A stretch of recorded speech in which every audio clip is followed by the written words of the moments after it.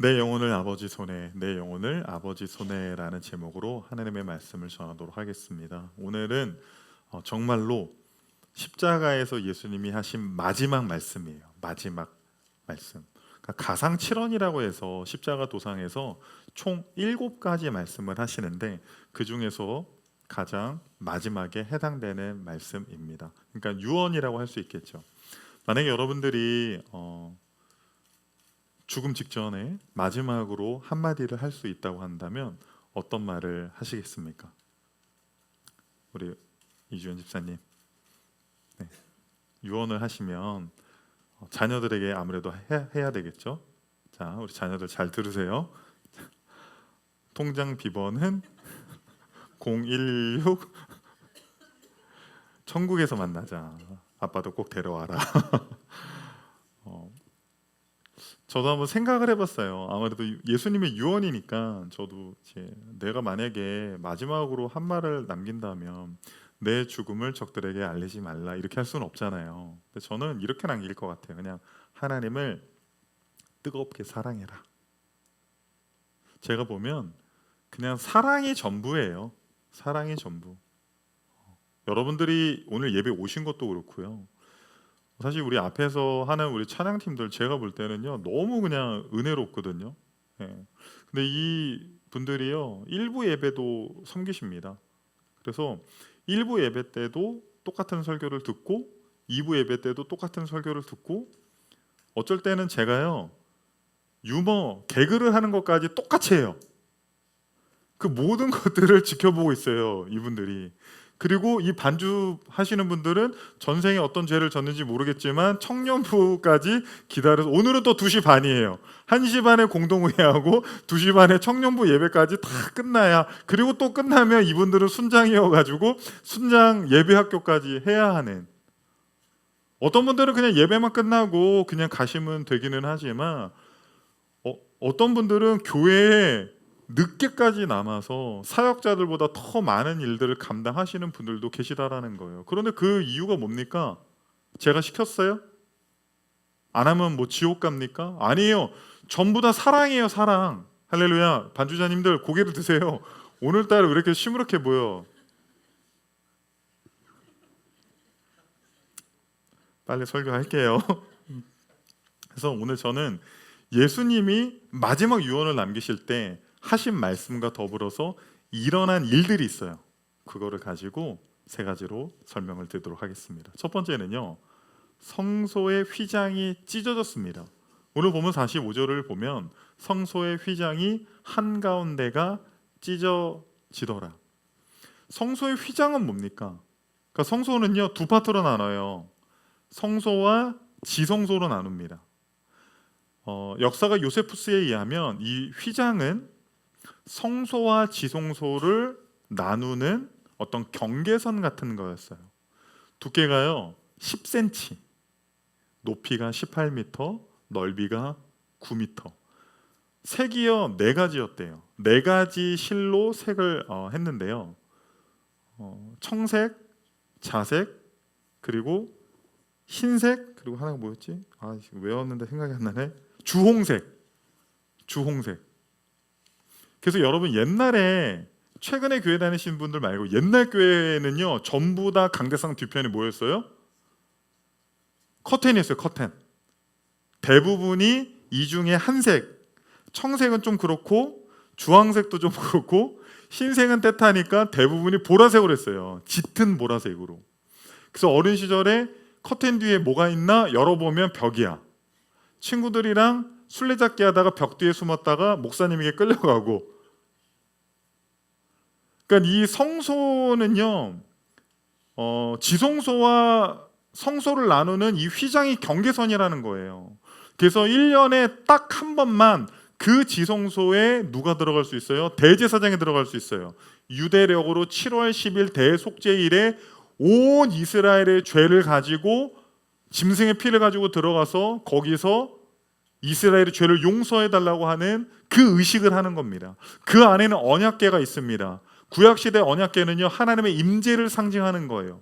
1년에 몇 번 들어갈 수 있다고요? 누구만? 대제사장만 들어갈 수 있다라는 거예요. 그런데 대제사장이요, 들어갔다가 죽는 경우가 있어요. 이유는 알 수 없습니다. 죽는 경우가 있어요. 그러면 누군가가 들어가서 그 대제사장을 끌어내야 되잖아요. 그럼 그 사람도 죽어요. 그래서 이스라엘 백성들은 어떻게 했냐면요, 대제사장이 들어가기 전에 발에 방울과 밧줄 같은 걸 매달아요. 시간이 지났는데도 대제사장이 나오지 않고 방울 소리가 들리지 않으면 죽었다고 판단을 하고 끌어냈다라는 거예요.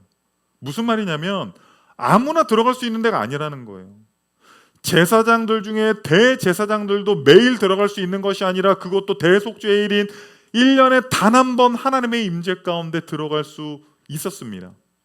그런데 히브리서 10장 19절 20절의 말씀을 보면, 그러므로 형제들아 우리가 예수의 피를 힘입어 성소에 그 지성소에 들어갈 담력을 얻게 됐다라는 거예요. 용기를 얻게 됐다라는 거예요.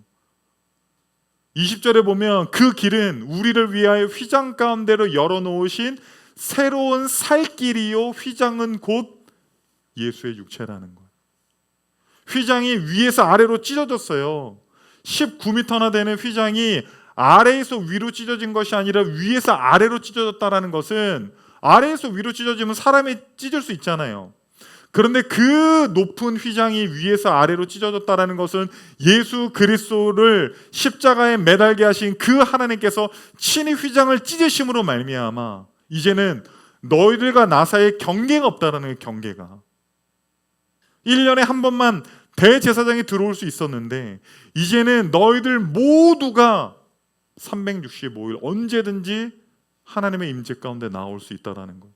그래서 베드로전서 2장 9절은 이렇게 말합니다. 그러나 너희는 택하신 족속이여 왕같은 제사장. 앞에서 설교를 하고 있는 저만 제사장이 아니라요, 여러분 모두가 다 제사장이라는 거예요. 옆 사람에게 이렇게 고백합시다. 당신은 제사장입니다. 우리 모두가 제사장이라는 거예요. 성소의 휘장이 찢어졌습니다. 예수 그리스도의 보혈의 피로 말미암아 이제는 하나님의 임재로 나아갈 수 있는 것이 정해져 있는 것이 아니에요. 누구 한 사람만 나아갈 수 있는 것이 아닙니다. 누군가를 우리를 대표해서 갈 수 있는 것이 아닙니다. 여러분 모두가 1년 365일 하나님의 임재 가운데 다 나아갈 수 있게 되었다라는 거예요. 그런데 여러분, 우리의 모습은 어떻습니까? 여러분 한 주간 살아가면서 여러분은 얼마나 하나님의 임재를 갈구하였고 얼마나 하나님의 임재 가운데 나아갔습니까? 우리의 성전을 지성소라고 말할 수 없지만 영적인 지성소라고 합시다. 우리 드림교회를 시작할 때 새벽기도 나올 수 있는 사람 전수조사를 했어요. 제가 인구조사 하듯이 2명. 근데 그 2명 중에 1명은 엄전사님이에요. 그 성도들 중에서는 새벽기도 할 수 있는 사람 1명밖에 없었어요. 그나마 저녁 기도회를 하면 나올 수 있다고 해서 우리는 뭐 꼭 새벽기도 해야 되는 거 아니에요. 예수님 새벽에만 기도하신 거 아닙니다. 그러면 많은 분들이 나올 수 있게끔 저녁 기도를 시작을 했어요. 그런데 현대인들이 바쁘다 보니까 어떤 사람은 새벽에 시간이 나고 어떤 사람은 오후에 시간이 나고 어떤 사람은 저녁에 시간이 나고 전부 다 시간이 다른 거예요. 그래서 제가 아이디어를 낸 건 뭐냐면, 꼭 말씀이 없더라도, 사실 제가 새벽기도 다른 데서도 해봤지만요, 오시는 분들이 설교 잘 안 들어요. 다 얼굴 팅팅 부어가지고 막 거의 무슨 강도처럼 와요. 모자 눌러 쓰고 막 마스크 이렇게 하고요. 와서 다 고개 숙이고 있어요. 권사님들만 앞에서 몇 명 설교 듣지요. 대부분 다 기도하러 왔다라는 거예요. 그래서 제가 우리 성전에 우리 교회 등록하시는 분들은요, 비번을 다 알려드렸어요. 나는 비번을 모른다. 순장님에게 물어보세요. 알려드립니다. 언제든지. 그리고 성전에 음악을요 24시간 켜놔요. 처음에는요 이걸 자꾸 누군가가 껐어요. 전기세 나간다고. 성전에 음악을 끄지 말라. 제가 누가 껐는지도 알아요.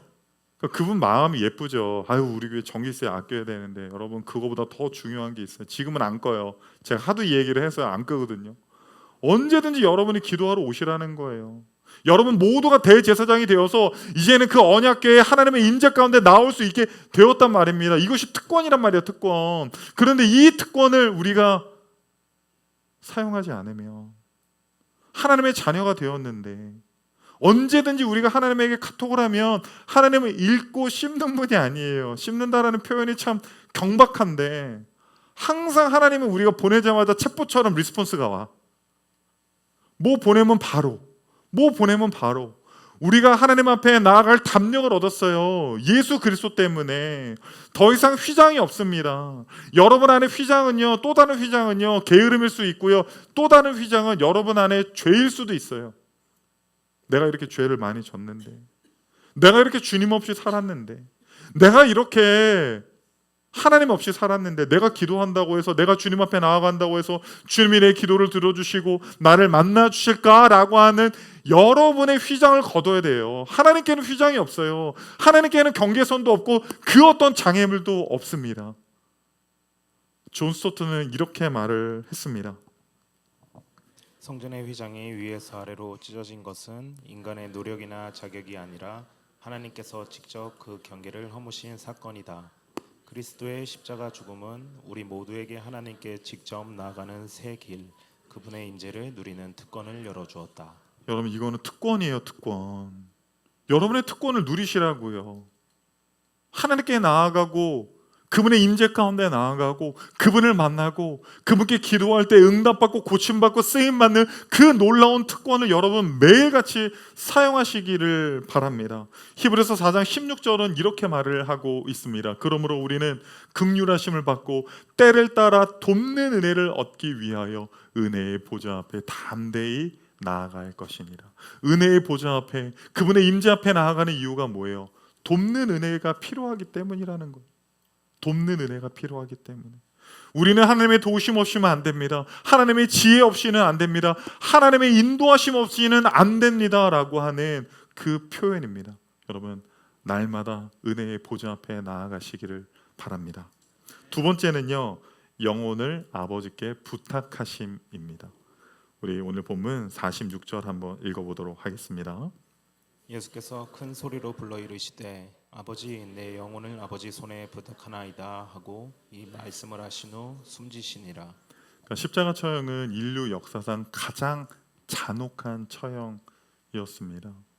지난번에도 말씀드렸듯이 극도의 갈증과 머리가 깨질 것 같은 이 두통이 있어요. 많은 탈수와 출혈이 일어나면서 이제 숨이 멎고 호흡이 가빠지고 이제 질식사를 한다라고 합니다. 그런데 이제 호흡을 해야 되는데 몸이 박혀 있어서 축 늘어져 있으니까 호흡을 하기 위해서 십자가에 못 박혀 있는 죄인이 몸을 이렇게 움직인대요. 위로 이렇게 들려고. 그러면 손에 뭐가 박혀 있어요? 발에 뭐가 박혀 있어요? 못이 박혀 있기 때문에 자기 체중을 들면서 손과 발이 찢어지는 극도의 고통을 느끼게 된다라는 거예요. 출혈이 일어나고 근육경련이 일어나고 저혈압이 일어나고 엄청난 고통을 겪게 된다라는 거예요. 그런데 그 고통의 한가운데서 그 극심한 고통을 당하고 있는데 예수님께서는요, 하나님을 원망하지 않았어요. 하나님에게 왜 이런 고통을 나에게 허락하냐고 그렇게 반문하지 않았어요. 오히려 너무나도 평안하게 아버지요, 내 영혼을 아버지께 맡깁니다. 너무나도 큰 신뢰와 평안함으로 하나님 앞에 마지막 유언을 올려드렸다라는 거예요. 그런데 이 예수님의 마지막 유언은요, 예수님의 말이 아니라 시편 31편 5절의 말씀을 인용한 것입니다. 내가 나의 영을 주의 손에 부탁하나이다. 진리의 하나님 여호와여 나를 속량하셨나이다. 시편 31편은요 다윗의 시편이에요.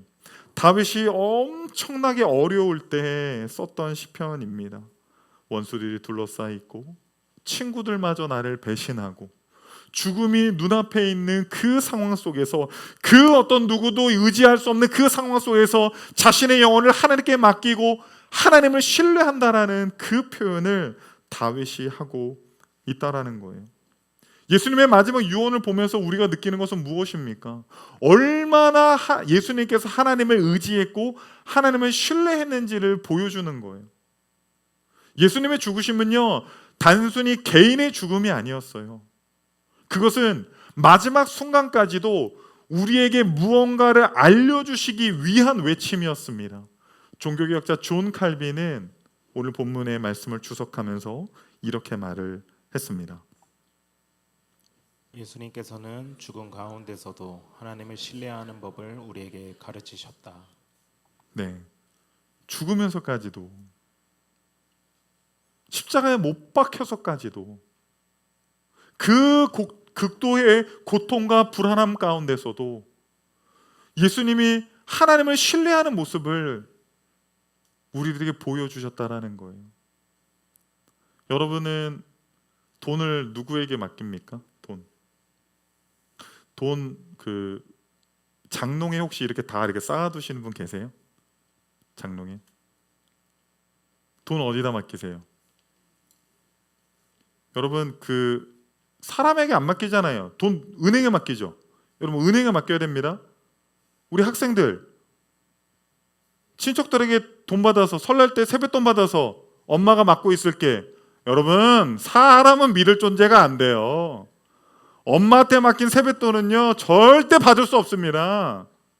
저도 엄마한테 맡겼거든요. 시간이 지나서 뭐 사고 싶은 장난감이 있어서 달라고 그랬어요. 다 썼대요. 아니 언제 나를 위해서 썼냐고. 네가 입는 옷, 네가 먹는 밥. 저도 준비하고 있습니다. 그대로 갚아줘야죠. 그대로 갚아줘야 돼요. 무슨 뭐 어떤 사람은 주식 사준다고 하는데 저 먹고 살 것도 없어서 유빈이 너 먹는 거, 너 시크릿 주지 입고 있는 거, 너 임마 이거 다 갚아줘. 사람은 안 돼요, 여러분. 돈 여러분 사람에게 맡기지 마세요. 은행에 맡기세요, 은행에. 여러분 아프면 어디 가요? 병원 가죠. 의사가 하라는 대로 그대로 해요. 꼭 밥 먹고 30분 후에 먹어. 약 시키는 대로 그대로 하고, 주사도 막 15만 원씩 하는데 그거 맞고, 의사가 말하면요 의사가 말하는 대로 그대로 해요. 여러분의 건강을 여러분 스스로 할 수 없으니까 의사에게 맡기고 있다라는 거예요. 자녀 교육은 어떻게 해요? 자녀 교육 좋은 선생님 있으면 그 선생님에게 가서 교육도 맡기죠. 법적으로 어떤 문제가 생기면 여러분 스스로 할 수 없으니까 돈을 사서 변호사에게 여러분의 모든 권리를 이양해서 맡기잖아요. 여러분 생각해보니 여러분이 중요하다고 생각하는 건요 스스로 안 하고요 오히려 다른 사람에게 맡기는 경우가, 전문가에게 맡기는 경우가 진짜 많다라는 거예요. 그런데 여러분의 영혼은, 돈보다 더 중요한 여러분의 영혼은, 여러분의 목숨보다 더 중요한 여러분의 영혼은 누구에게 맡기고 있습니까? 하나님께 맡기십시오. 하나님께 맡기십시오. 그 이유를 요한복음에서는 이렇게 말합니다. 요한복음 10장 28절에서 29절 같이 읽겠습니다. 내가 그들에게 영생을 주노니 영원히 멸망하지 아니할 것이요 또 그들은 내 손에서 빼앗을 자가 없느니라. 그들을 주신 내 아버지는 만물보다 크심에 아무도 아버지 손에서 빼앗을 수 없으니. 하나님이 우리에게 주신 그 영생과 그 모든 것들을 빼앗을 존재가 없어요. 하나님이 여러분의 영혼을요 강하고 의로운 오른손으로 그냥 딱 붙잡고 계시는 거예요. 그 어떤 누구도요 빼앗아 갈 수 없다라는 거예요. 그렇다고 한다면 여러분 주님보다 우리가 더 신뢰할 수 있는 존재가 있습니까? 하나님이 그렇게 강력하게 붙들고 있는데 여러분의 영혼을, 여러분의 삶을 도대체 누구에게 맡기고 있습니까? 한번 생각해 보자고요. 여러분이 지금 그렇게 염려하고 있는 문제들, 여러분이 불안해하고 있는 그 이슈들, 여러분의 영혼을 붙들고 계신 전능하신 그 하나님의 오른손에 맡기십시오. 주님이 여러분을 다스리시고 인도하시고 그 어떤 누구에게도 빼앗기지 않으실 것입니다. 여러분 믿으십니까? 마지막 세 번째입니다. 땅이 진동하고 바위가 터짐입니다. 오늘 우리 본문은 예수님이 돌아가실 때 그 현상들에 대해서 구체적으로 나와 있지는 않아요. 그런데 병행 본문인 마태복음 27장 51절 52절을 읽어보면 이러한 일들이 일어났습니다. 우리 같이 읽어보겠습니다. 이에 성소 휘장이 위로부터 아래까지 찢어져 둘이 되고 땅이 진동하며 바위가 터지고 무덤들이 열리며 자던 성도의 몸이 많이 일어나되. 여러 가지 일이 있었는데요. 먼저는 날이 어두워졌어요. 근데 그걸 일식으로 보는 사람도 있지만 대부분 6월절은 우리나라 추석이랑 비슷하게 보름달이 뜨는 기간이에요. 그래서 일식으로 보는 것은 사실은 이제 어폐가 있고요. 그러니까 하나님은 그냥 어둠을 탁 내린 거예요. 그리고 막 지진도 있었습니다. 이런 온 우주적인 어떤 자연 만물에 대한 이런 현상들이 일어난 가장 중요한 이유 중에 하나는 예수님의 십자가의 죽으심은 인간만 구원하는 것이 아니라 온 우주 만물을 구원하는 거예요. 여러분 에덴 동산에서 여러분 그 천국에 대해서 이제 그 노래를 하고 성경 구절에 뭐 사자와 어린 양이 뛰놀고 그런 가사가 있잖아요. 그러니까 에덴 동산에서는요 살생이라는 게 없었어요. 그런데 죄가 들어오면서 결국엔 뭐가 생기는 거예요? 경쟁과 다툼과 분냄과 죽임이 인간 사이에만 일어나는 것이 아니라 온 우주 만물에 일어나게 된다라는 거예요. 그래서 이 자연에서 막 그런 현상들이 일어나면서 예수님의 죽으심이 온 우주 만물을 구원하시는 십자가다, 그걸 보여주는 거예요. 제가 오늘 설명드릴 건 두 가지인데요. 첫 번째는요, 바위가 터졌어요. 바위가 깨졌어요. 여러분 계란으로 바위를 치면 뭐가 깨져요? 바위라고 하는 사람이 있었던 것 같은데 여러분의 주먹으로 바위를 치면 뭐가 깨져요? 여러분 바위는 깨지는 게 아니에요. 군대 갔다 오신 분들 삽질 많이 해보셨죠? 삽질하다가 제일 화가 나는 게요, 돌이 있어요. 돌이 있으면 그 돌의 크기를 가늠하기 위해서 그 옆쪽을 계속 파봐요. 그래서 어느 정도 돌멩이가 요만한 거면 대충 파가지고 이제 걷어내거든요. 근데 파도 끝이 없네. 나중에 보니까 한 이만한 바위예요, 바위. 그때는요 옮겨야 돼요. 그 바위를 깰 수도 없고 이동시킬 수도 없고 깨지는 게 아니에요. 이 바위는 그냥 이동하는 게 맞는 겁니다. 그런데 예수님이 돌아가실 때요 바위가 터졌다니까요. 바위가 깨졌다니까요. 초대교회의 위대한 신학자였던 히에로니무스는요 이것을 이렇게 해석을 했습니다. 같이 읽어보겠습니다. 바위가 터진 것은 유대인의 완고한 마음을 깨뜨려 부활을 증언하게 하기 위함이었다. 네, 바위는 뭘 상징한다고요? 완고한 인간의 마음을 상징한다는. 바위보다 더 깨기 힘든 게요, 바위보다 더 굳어 있는 게요 사람의 마음 아닙니까? 고집 한번 부리면요 뭐 어떻게 답이 없어요. 답이 없어요. 제 아내가 고집을 부리면요, 그 선하고 착한 제 아내가 고집을 부리면요 뭐 어떻게 제가 막 설득을 해요. 근데도 끝까지 고집을 부려요. 후라이드를 시켜야 된다고. 치킨은 후라이드지 아직까지도 초딩이어서 양념을 먹냐고 막 저를 멸시하고 천대하고. 여태까지 제가 한 15년 살았거든요. 단 한 번도 이 고집을 꺾은 적이 없어요. 제가 오늘 밤 한번 꺾고 다음 주 돌 같은 그녀의 마음이 안 꺾여요. 안 꺾여. 꺾일 리가 없단 말이에요. 여러분들은 어때요?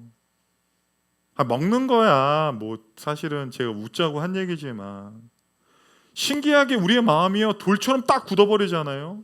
교회를 와도요, 기도를 해도요, 하나님 앞에 봉사하고 헌신해도요, 어떤 영역에서만큼은 주님의 말씀대로 내가 살아가기 싫다라고 하는 돌같이 굳은 마음이 딱 굳어져 있단 말이에요. 에스겔 36장 26절을 세 번역으로 한번 읽어보겠습니다. 너에게 새로운 마음을 주고 너희 속에 새로운 영을 넣어주며 너희 몸에서 돌같이 굳은 마음을 없애고 셀가처럼 부드러운 마음을 주며. 새로운 마음이 필요해요. 새로운 마음이. 이 돌같이 굳은 마음이 새로운 마음이 필요하단 말이에요. 사실 여러분 신앙생활하는 게 강요로 됩니까? 제가 여러분 예배 오라고 강요하고 기도하라고 강요하고 헌금 내라고 강요하고 여러분 이 강요로 돼요? 우리 청년들이 지금 교회 근처로 막 이사 오고 있잖아요.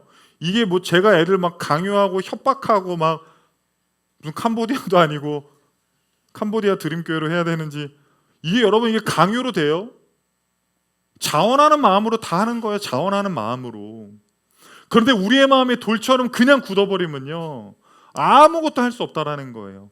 그런데 이 돌처럼 굳은 마음은 십자가의 은혜가, 십자가의 사랑이 돌처럼 우리의 굳은 마음을, 그 바위를 터지게 한다라는 거예요. 깨뜨려 버린다라는 거예요. 실제로 십자가 그 도상에서 돌처럼 굳어져 있었던 그 마음이 깨진 사람이 있었어요. 그는 로마의 백부장이었습니다. 백부장이 무엇입니까? 지금으로 따지면 뭐 장교라고 말할 수 있죠. 약간 대위 정도라고 볼 수 있을 것 같아요. 로마의 장교였습니다. 100명의 용사들을 끌고 다니면서 전쟁을 하는 백부장이었는데, 이 백부장이 얼마나 많은 전쟁을 참여했겠어요? 얼마나 많은 사람들의 죽음을 받겠어요? 얼마나 많은 일들을 했겠습니까? 그리고 당시에 이 백부장은요, 이 십자가 처형 모든 것을 주관하는 사람이었을 것입니다. 그래서 예수는요, 수많은 십자가 처형에 죽어가는 사람 중에 한 명이었어요. 오늘 처형당하는 사람 중에 한 명이었다고요. 그런데 이 백부장이 예수라는 사람을 처음부터 끝까지 그의 죽는 것을 지켜보니까 그의 돌 같은 마음이, 바위처럼 굳어졌던 마음이 완전히 깨져버린 거예요. 왜? 그의 죽음은 자기가 전장에서 본 수많은 사람들의 죽음과는 너무나도 달랐어요. 그는 십자가 도상에서 자신을 향해서 삿대질을 하고 모욕을 주고 십자가에 자신을 못 박고 있는 로마 군병들과 유대인 지도자를 향해서, 아버지, 저들이 하는 일을 알지 못합니다. 저들의 죄를 용서해 달라고 기도를 했다라는 거예요. 심지어 여자여 보소서 아들입니다. 자신을 배신했었던 그 제자까지도 받아주면서 상상할 수 없는 일들을 한다라는 거예요. 두 강도가 옆에 매달렸는데 한 강도는 예수를 욕하고 한 강도는 당신이 그 마지막 주님 곁에 갈 때 자신을 기억해 달라고. 그러니까 예수님이 뭐라고 말합니까? 내가 진실로 내게 이르노니 오늘 내가 나와 함께 낙원에 있으리라. 이 사람의 죽음이요 범상치가 않은 거예요. 이 모든 과정을 보면서, 그리고 심지어 죽기 직전에 아버지여 내 영혼을 아버지께 맡깁니다라고 하는 그 신뢰와 평안의 고백을 보면서 이렇게 말을 합니다. 마태복음 27장 54절입니다. 다 같이 읽겠습니다. 백부장과 및 함께 예수를 지키던 자들이 지진과 그 일어난 일들을 보고 심히 두려워하여 이르되 이는 진실로 하나님의 아들이었도다 하더라. 네, 뭐라고 말합니까?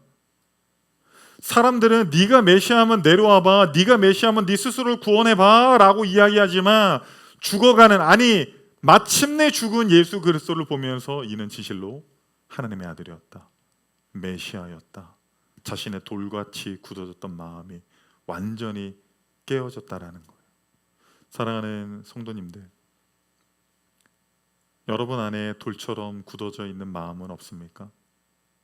하나님이 분명히 나에게 원하시는 게 있고 하나님이 분명히 나에게 말씀하시는 게 있는데, 이런 핑계 저런 핑계, 알지만 바위처럼 굳어진 내 마음 때문에 하나님의 말씀에 순종하지 못하는 우리의 모습이 있습니까? 혹은 여러분들이 누군가를 전도하려고 하는데, 그렇게 교회 가자고 하는데, 예수 믿고 천국 가야 된다라고 우리 부모님들에게, 우리 자녀들에게, 우리의 친구들에게, 내 사랑하는 사람들에게 그렇게 권면을 해도 그들의 마음이 돌처럼 굳어져 있습니까? 여러분, 십자가를 붙드십시오. 십자가의 보혈의 은혜가 굳어진 마음, 바위처럼 그 굳어진 마음을 주님의 은혜로 해결하실 줄 믿습니다. 두 번째는 어떤 현상이 일어났냐면요, 무덤이 열리고 성도들이 살아나요. 마태복음 27장 52절에서 53절을 같이 한번 읽어보겠습니다. 무덤들이 열리며 자던 성도의 몸이 많이 일어나되 예수의 부활 후에 그들이 무덤에서 나와서 거룩한 성에 들어가 많은 사람에게 보이니라. 네, 어떤 일이 일어났어요? 무덤에 있었던 죽었던 사람들이 살아났어요. 이거는 무언가 예수님의 십자가의 의미를 우리에게 핵심적으로 알려주는 거예요. 여러분, 에덴 동산에서 아담과 하와는 죽을 몸이었나요? 아니면 영생할 몸이었나요? 영생할 몸이었어요. 선악과를 먹지 않았다면. 선악과를 먹으면서 여러분 나이가 드는 것도 늙어가는 것도 허리 디스크, 관절염, 저혈압, 고혈압, 고지혈증, 우리의 육신이 약해지는 그 이유들은요 전부 다 죄 때문이에요. 죄 때문에. 사실은 죄가 없었다면 그런 것은 없습니다. 물론 내가 감기 걸렸다고 해서 어떤 죄 지은가, 여러분 그렇게 생각하시면 안 되고요. 결과적인 것을 말하는 거예요. 죽음이라는 건 여러분 우리 언젠가 다 죽을 거잖아요. 천년 만년 사는 사람 없습니다. 언젠가 우리 모두는 다 죽습니다. 그런데 그 죽음은 무엇 때문이라는 거예요? 죄 때문이라는 거예요. 그런데 예수님이 십자가를 지신 것은 우리의 그 죄의 문제, 그 죽음의 문제를 해결하기 위해서 십자가를 지셨다라는 것을 보여주기 위해서 죽은 사람들이 살아나는 사건이 당시에 있었다라는 거예요. 그래서 고린도전서 15장 55절과 57절에는 이렇게 말을 하고 있습니다. 우리 같이 한번 읽어보겠습니다. 사망아 너의 승리가 어디 있느냐? 사망아 내가 쏘는 것이 어디 있느냐? 사망이 쏘는 것은 죄요 죄의 권능은 율법이라.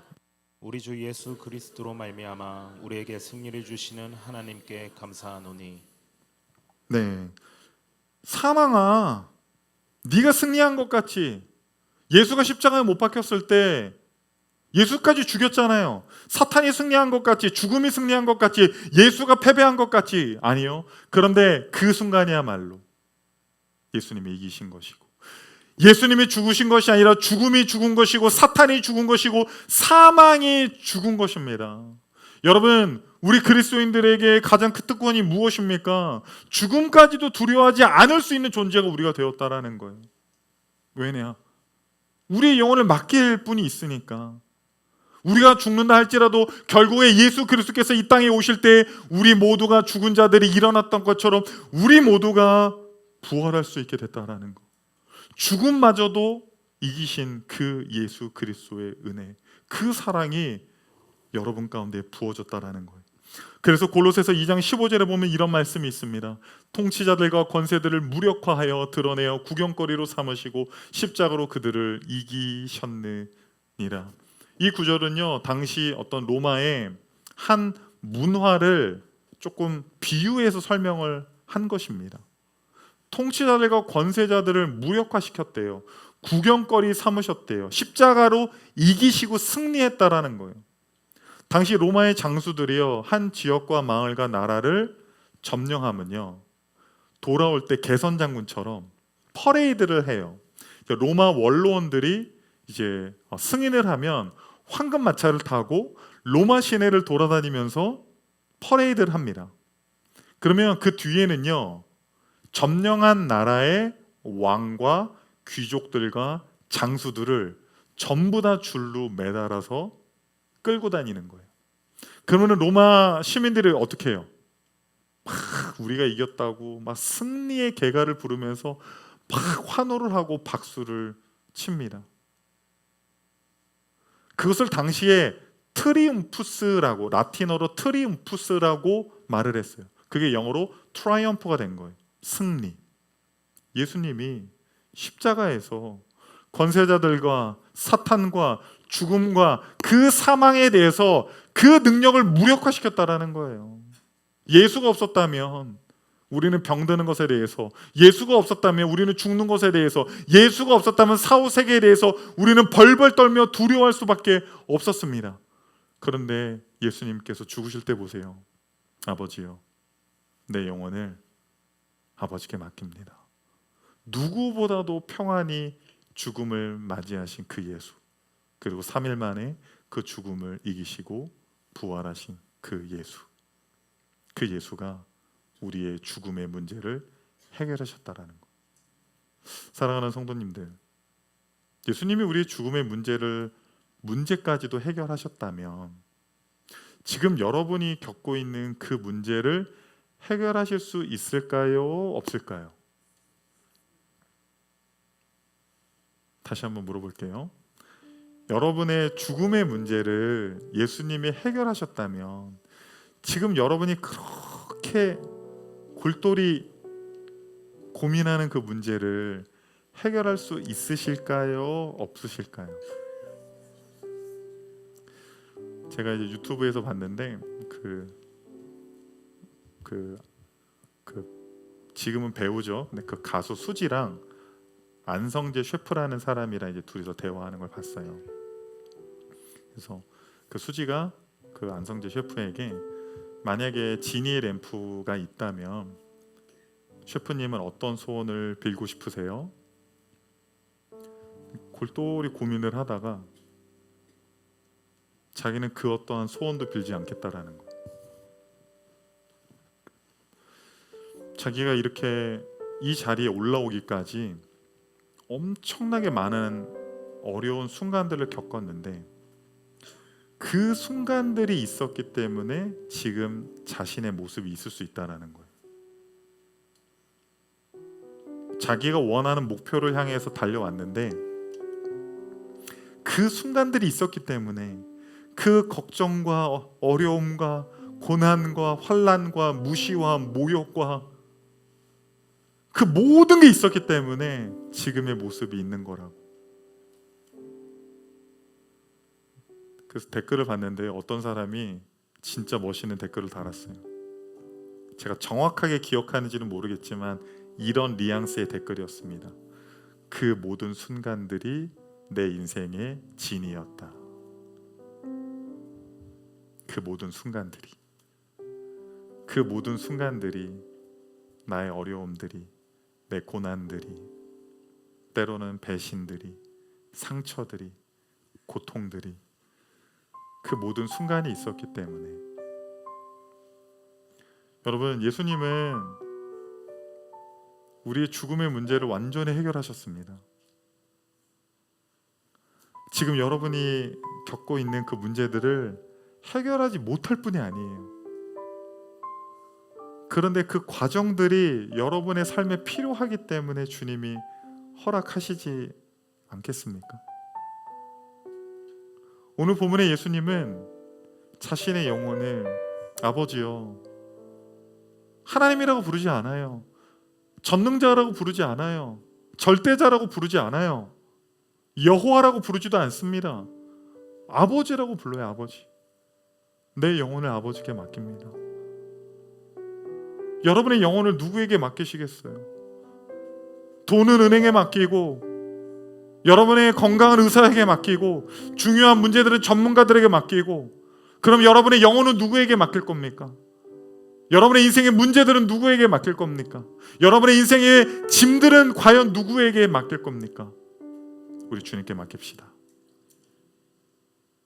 우리의 영혼까지도 주님께 맡길 수 있다면, 우리가 지금 걱정하는 그 문제들, 우리가 염려하는 그 염려한 거리들, 그 모든 것을 주님께 맡길 때에 주님께서 우리를 인도하십니다. 우리를 다스리십니다. 세상에 줄 수 없는 평안과 안식으로 여러분을 초대하실 줄 믿습니다.